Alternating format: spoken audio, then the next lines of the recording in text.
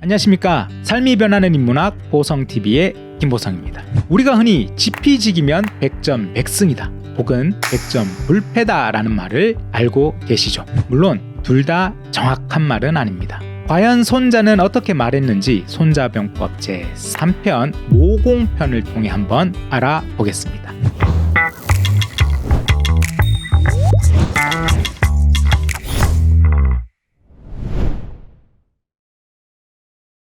우선 모공이라는 뜻부터 한번 알아보겠습니다. 모라는 말은 꽤, 지혜, 계략 이런 뜻을 가지고 있고, 공은 공격하다라는 뜻입니다. 꾀로서 공격하다. 꾀란 무엇일까요? 좋게 말하면 지혜롭게, 우리가 흔히 조금 나쁘게 말한다면 모략으로 남을 속여서 이렇게 생각할 수도 있겠네요. 꽤 모자는 내게 일어난 어떤 상황을 명확하게 파악하고 그 원인을 철저하게 아는 것을 꾀모라고 합니다. 그리고 이렇게 원인과 현상을 파악한 정보를 토대로 우리 측이 유리하게 대처하는 대책과 방법을 세워서 실행하는 것을 바로 모공이라고 합니다. 모공편은 현재를 살아가는 우리에게 일어나는 많은 일들, 힘들고 어려운 상황들을 마주쳤을 때 우리가 헤쳐나갈 수 있는 지침서 같아 보입니다. 어떤 어려운 상황이 닥치면 보통은 당황하게 되고 때로는 좌절하기도 하죠. 손자는 우선 냉철하게 지금의 상황을 파악하라. 그리고 그 원인을 정확하게 알아내라. 그리고 우리에게 최대한 유리하게 행동하라고 말합니다. 자, 이제 본문 속으로 한번 들어가 보겠습니다. 손자가 말했다. 용병의 방법은 적국을 온전하게 두고 이기는 것이 최상책의 용병이고, 적국을 파괴하여 이기는 것은 차선책의 용병이다. 적군을 온전하게 두고 이기는 것이 최상책이고, 적군을 격파하여 이기는 것이 차선책이다. 손자가 전쟁에서 가장 중요하게 생각한 것 중 하나가 바로 전승이라는 개념입니다. 온전할 전, 이길 승, 온전하게 이긴다. 우리 군대에 누구도 다치지 않고 무기가 부셔지지도 않고 심지어는 상대방도 다치게 하지 않고 이기는 것을 전승이라고 합니다. 양측에 아무런 피해는 없으나 승리를 쟁취하는 것입니다.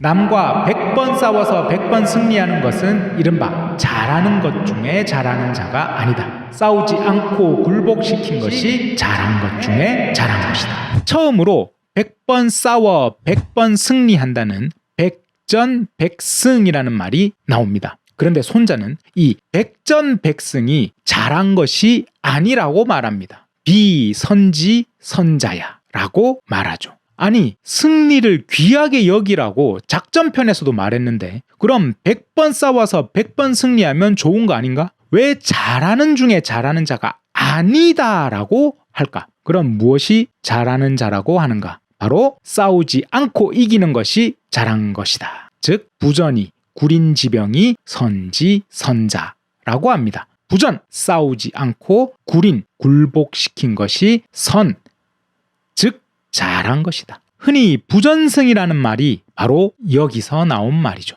싸우지 않고 이기는 것이 얼마나 중요한지 명심하라고 합니다. 960년 송나라가 건국되고 북쪽의 거란과의 영토 분쟁이 시작되었다.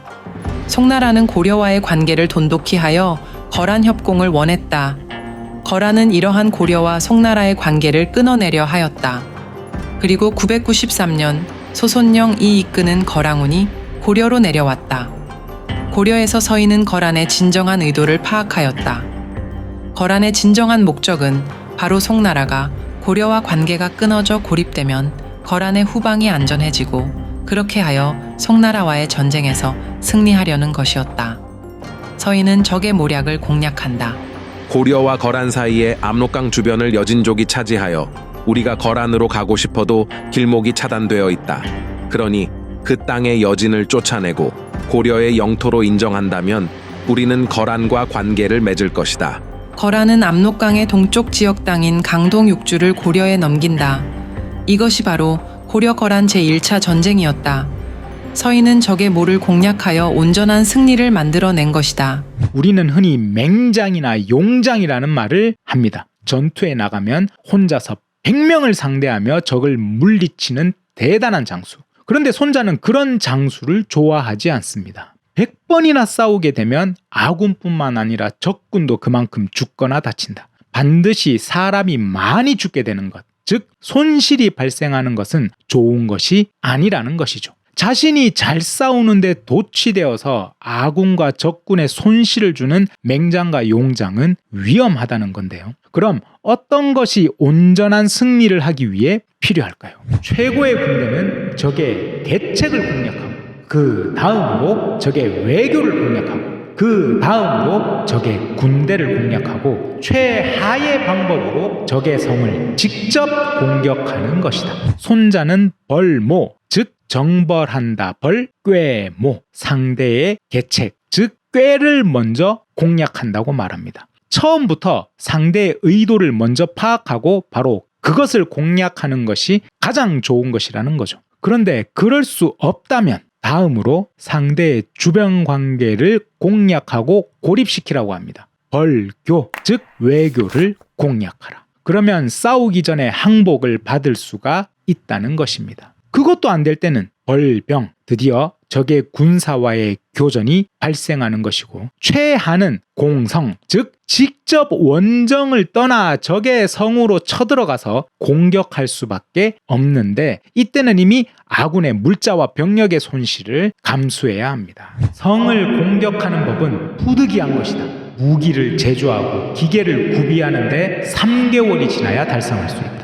또한 적국의 원정을 떠나 성을 공격하기 위한 흑산, 즉 거인을 만드는데도 3개월이 걸린다. 고구려와 당나라의 전투 중 안시성에 토산 전투가 있었습니다. 안시성의 저항이 완강하자 당나라는 성의 동남쪽에 토산을 쌓았죠. 성을 공격하기 위해 쌓는 산을 거인이라고 불렀습니다. 안시성의 높이와 같은 높은 토산인 거인이라는 것을 만들었는데, 당나라에서는 50만 명을 동원해 60일 동안 쌓았습니다. 그렇게 토산의 꼭대기가 성보다 높게 되어 성 안을 내려다 볼 수 있게 되었죠. 그런데 갑자기 폭우가 쏟아져 허물어지기도 합니다. 게다가 안시성의 고구려 군사들이 기습 공격을 해서 토산을 탈취하기도 합니다. 당태종은 진노해서 쟁탈전을 벌였습니다. 고구려 군사 1만, 당나라 군사 3만 명이 전사하였습니다. 또한 장군이 분노를 이기지 못하고 병사들을 개미처럼 부려 성을 공격한다면 아군 병사 3분의 1이 살해된다.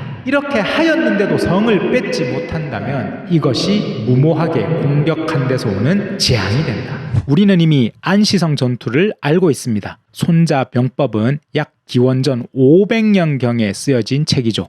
그리고 안시성 전투는 645년에 일어났습니다. 손자병법 이후 약 1000년이 지난 때 일어난 고당전쟁, 그 중에서 안시성 전투는 고구려의 승리로 끝이 나죠. 이미 1000년 전 손자는 이러한 전쟁의 폐해를 알고 있었습니다. 고로 용병을 잘하는 자는 싸우지 않고 적을 굴복시킨다. 적의 성을 공격하지 않고 빼앗는다. 이것이 바로 손자가 말한 모공의 중요성입니다. 우선 적의 의도를 파악하고 현재 상황을 냉철하게 분석해서 모든 정보를 모은 다음 우리에게 가장 유리한 행동을 취한다. 적의 의도를 제압하고 적의 주변 관계를 장악해내면 직접 싸워서 손실을 보지 않고 승리를 가질 수 있다고 말합니다. 그런데 이미 적국과의 직접적인 전투가 벌어지는 상황이라면 어떻게 해야 될까요? 이럴 때는 어떤 지혜를 펼쳐야 할까요? 적국을 훼손하여 무너뜨릴 때 오래 끌지 않는다. 필시 천하의 전쟁에 완전하게 승리한다. 고로 병사가 손상되지 않는 완전한 승리를 한다. 이것이 공격하는 꾀이다. 우선 이미 싸우게 된다면 제2편 작전편에서도 말했듯이 졸속, 절대 오래 끌지 않는다입니다. 손자는 바로 모공, 꾀로서 싸운다는 비전, 비공, 비구의 세 가지, 즉 싸우지 않고 공격하지 않고 오래 끌지 않고 이기는 것이라고 말합니다. 어떻게 하면 오래 끌지 않을 수 있을까요? 고로 용병의 방법은 아군의 10배가 되면 포위하고, 아군이 5배이면 공격하고, 아군이 2배이면 병력을 분리하여 공격한다. 아군이 적보다 우세하면 싸우고 적보다 소규모라면 도망친다. 우리가 상대보다 능력이 모자라면 피해야 한다. 만약 적은 군대를 가지고 큰 군대를 맞이하여 견고하게 수비를 한다 하더라도 포로가 될 뿐이다. 손자는 아주 냉정합니다. 오래 끌지 마라. 내가 강하더라도 자만하여 오래 끌지 말고 내가 약하더라도 어떻게든 버틴다며 오래 끌지 마라. 내가 상대보다 10배가 많으면 포위하고 5배가 많으면 공격하라. 2배 정도면 앞뒤 혹은 좌우로 나누어서 공격한다고 합니다. 손자는 항상 냉철하게 계산합니다. 그리고 이러한 기준은 상대와 내가 비슷한 상황, 비슷한 능력을 가졌음을 상정하고 있습니다. 우리가 무턱대고 상대를 알지도 못하면서 돌진하지 않아야 하는 것도 바로 이런 것입니다. 그리고 결코 피하고 도망치는 것에 머뭇거릴 필요도 없습니다. 나보다 능력이 강하고 숫자가 많다면 피해야 합니다. 자존심으로 버티며 손실을 가져서는 안 된다는 것이죠. 만용을 부리지 않는다. 지금을 살아가는 우리에게 상대와의 관계에서 결코 가져서는 안 되는 마음이 바로 이것일지도 모르겠습니다. 우리는 힘을 키우고 키워진 힘을 통해서 자신감을 만듭니다. 이러한 힘은 자기 통제력을 위해 쓰입니다. 힘에 도취되면 상대를 굴복시키는데 즐거움을 느끼게 되고 결국 교만해집니다. 그 결과는 바로 백성이 필요해지는 것이죠. 진정한 힘은 다투지 않고 승리하는 데 있는 것 같습니다. 모공편의 전반부를 통해 모란 무엇인가, 그리고 이를 통해 온전한 승리를 하기 위한 싸우지 않는 비전, 공격하지 않는 비공, 오래 끌지 않는 비구에 대해서 한번 알아봤습니다. 다음 화에서는 후반부를 통해 모공편의 좀 더 자세한 내용들을 만나보겠습니다. 시청해주셔서 감사합니다. 다음 화에 뵙겠습니다.